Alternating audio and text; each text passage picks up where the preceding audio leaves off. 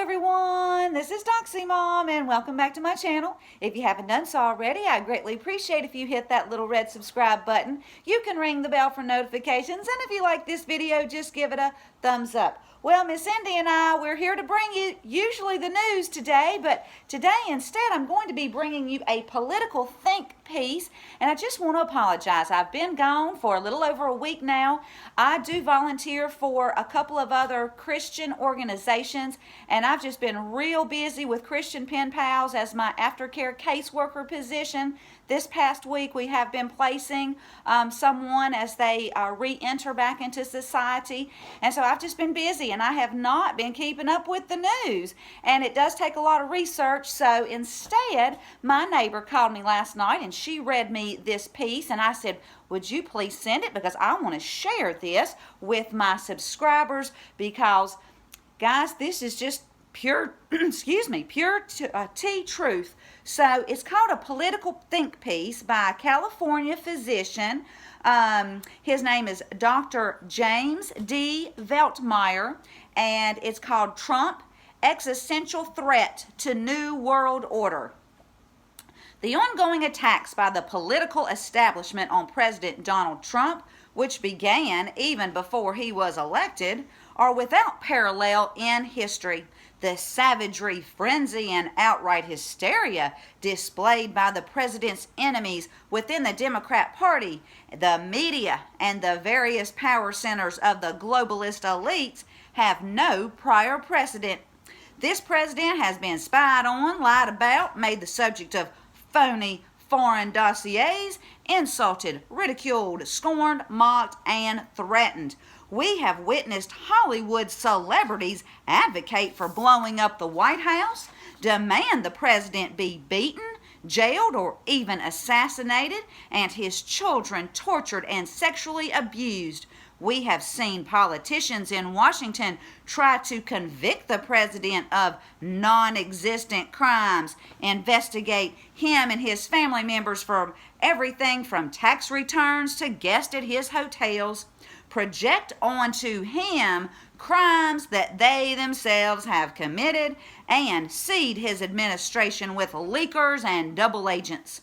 No other president in American history has been treated in such a shameful manner. Not Lincoln, not FDR, not Nixon, not Reagan. What is it about this president that has roused such demons in his political foes? What is it about this president that drives his opponents to the brink of insanity? What is it about this president that so terrifies and terrorizes the Pelosi's, Schiff's, Schumer's, and the George Soroses? Is it simply that he is not part of the club, a brash outsider with a different style? Is it merely because he's outspoken and tramples on political correctness? Is it because he's sometimes unpresidential in his demeanor, at least in their minds? Not at all. After all, aren't these the same folks who loved Bill Clinton, whose extracurricular activities involved cigars and staining blue dresses in the Oval Office? Of course, Clinton was beloved by the globalist elites who pull the strings on world governments. He gave them NAFTA, after all. He gave them WTO. He made tens of billions of dollars for them and their stockholders through these unfair trade deals that cost America 5 million manufacturing jobs and closed 70,000 factories. He also gave the military-industrial complex plenty of profit-making military interventions from Haiti to Bosnia to Serbia and Iraq. Bill Clinton, for all his corruption, delivered the goods for the New World Order. Donald Trump, of course, never played ball with these globalists. He was elected explicitly on an anti-globalist platform that put America first. From day one, he started to implement the America First agenda, earning him the undying enmity of all those whose profits are secured by selling out American workers, American jobs, and America's national sovereignty. President Trump pulled us out of the TPP, billions in lost profits for the globalists. President Trump pulled us out of the job-destroying Paris Climate Accord, billions in lost profits for foreign nations like communist China at our expense. Read NASA's report. President Trump began the process of securing the U.S. border, billions in lost cheap illegal immigrant labor for the Business Roundtable. President Trump imposed tariffs on China, becoming the first president ever to address Beijing's annual $500 billion rape of our economy, billions in lost profits for corporations who ship our jobs to one of the worst tyrannies on the planet. President Trump renegotiated NAFTA. Again, billions in lost profits for the cheap labor crowd. President Trump launched the process of extricating the U.S. from endless wars and avoiding new wars with nations like Iran and North Korea. Billions, perhaps trillions in lost profits for the globalist war machine. Is the picture becoming a little clearer? In each instance, the president's policies have represented a dramatic upending of the globalist agenda of both parties.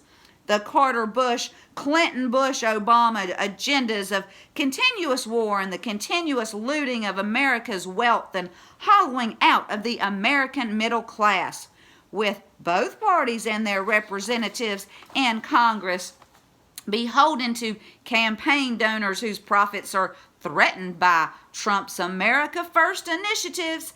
Is it no wonder that both Democrats and never-Trump Republicans, all globalist socialists, are determined to bring this president down? Most of the mass media is controlled by these same global corporations. After all, doesn't Amazon's Jeff Bezos, the richest man in the world, own the Washington Post? Yes, we know he does, folks. Now, as we said in Watergate, just follow the money. And while you're following the money, see if it leads to a $500 million left-wing slush fund run by a shadowy Soros and Clinton-linked group called Arabella Advisors, which is funding the anti-Trump political agenda through dozens of high-sounding front groups. Folks, the New World Order gang is in full retreat all over the globe, from Brexit in the UK to the populist governments of Hungary and Poland to the Yellow Vest movement in France and Salvini in Italy. The middle and working classes are demanding the overthrow of their nation-destroying overlords. The overlords who have flooded their countries with immigrants from North Africa and surrounded their sovereignty to the European Union and its unaccountable bureaucrats in Brussels. They have lived the unfulfilled promises of the globalist that giving up national sovereignty and relocating jobs abroad would usher in a new era of peace and prosperity. The exact opposite happened. The globalist vision has resulted in $7 trillion in pointless wars in the Middle East, an immigration crisis, the loss of jobs, and declining standards of living. In the United States, Donald J. Trump has emerged as the New World Order's most tenacious and determined foe as he fights the good fight for the American people, our constitutional rights and liberties, and the sovereignty of our nation. He is a threat to the New World Order. Unlike other Republican presidents of the recent past, he can't be bought and he has no price. Unlike them, he doesn't give in and he doesn't give up.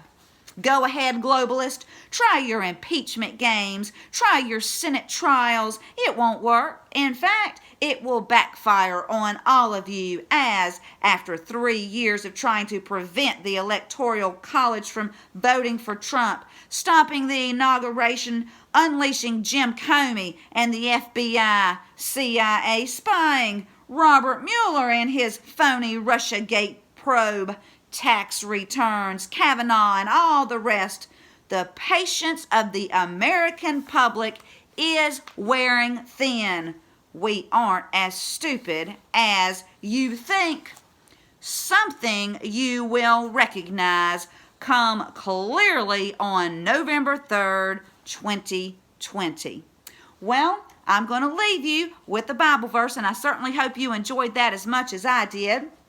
In 3 John chapter 1, verses 3 and 4 say, "For I rejoice greatly with brethren, when brethren came and testified of the truth that is in you, just as you walk in the truth. I have no greater joy than to hear that my children walk in truth." Well, if you like this video, please give it a thumbs up. Thank you so much for tuning in. Next time, I hope to have some news for you. And until next time, this is Doxy Mom, and God bless you all.